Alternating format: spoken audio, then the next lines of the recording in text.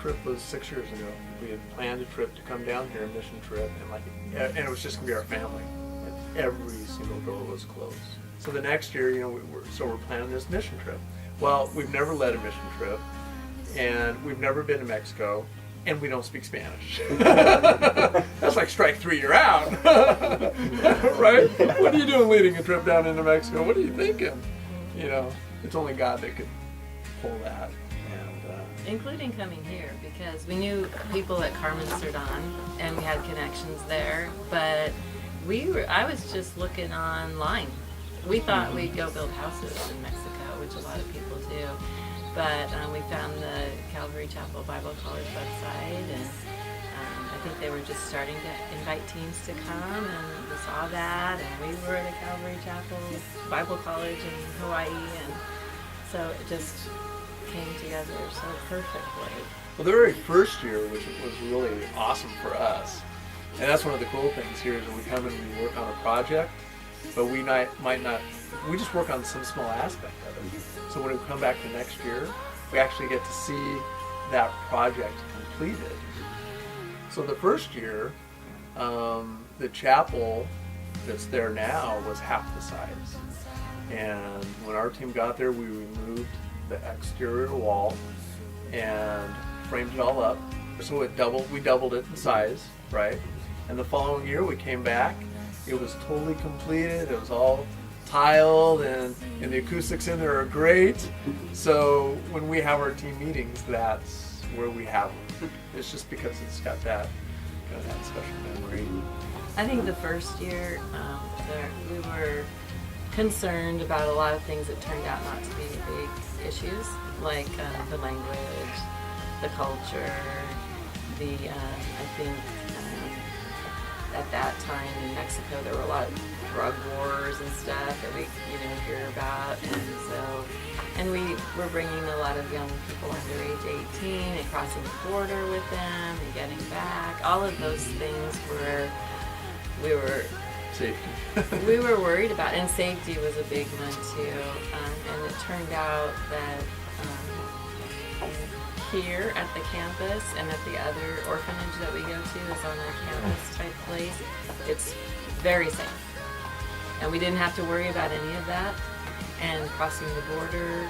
So all of those things that we were so worried about, really, we didn't need to. And one of the things that we enjoy about it so much is just to see the growth in the people that are part of the team. So just being able to see that personal growth as well as spiritual growth is just, it's almost indescribable. You just feel you're proud. You're proud of these young adults that never, ever complain.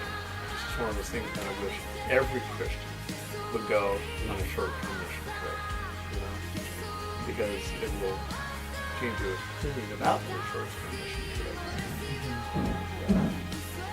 And the work that's being done by the full commission. The motivation is to come and serve, and it's like that old saying, you go to give and you end up receiving so much more. And that's, it's so true. It's so true. They want to come and serve and do things and contribute, but at the same time, God is speaking to them, and they're stepping outside of their usual life and routine, and there's time that opens up for them to seek the Lord. And in this beautiful place, it's just, they have that opportunity to draw near. Yeah, there's definitely, I think there's an impact on our church body that it's one of those things that, again, I wish that more adults would go on these mission trips, because to see the young adults just serving, it's an incredible thing to see, and you can't convey that to somebody. You have to witness it, and it's just like I said earlier, you're just proud. you're proud of these kids that are raised up in the Word of God, and they're living it out. They're serving. Well, there's an old saying our pastor used to say, you can't steer a parked car. and oftentimes it's that first step that's the most difficult. And it truly is. Like for us, when we're talking to the church to encourage them to come on a trip, it's the first step is taking an application. You're not obligated. Just take the application, fill it out, and come to a meeting, and we'll explain kind of what happens and just take that step of faith.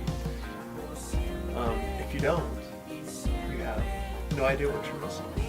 Well, I was just going to say there's so many the things that people worry about that keep them from going. You don't have to worry about it. Like people, and you kind of make things bigger in your mind than they really are. I think people worry about the water. There's drinking water that's just fine. They worry about, all the physical comforts and, all that stuff. It's not a big deal. Yep. So, getting over that hurdle, there's so much better stuff than those fears. And those fears, like you said, they just don't usually come to fruition. Yeah. And there's absolutely nothing to be afraid of. There just isn't. Whatever is holding you back, it's yourself that's holding you back. And worry. Does it say somewhere we're not supposed to worry? well, the Lord's gone before us, right? Worry. He's gone before us. He's paved the way. And how deep is your faith? How deep is your faith? Are you willing to put one foot in front of the other, take that step of faith? If not, do a little soul searching.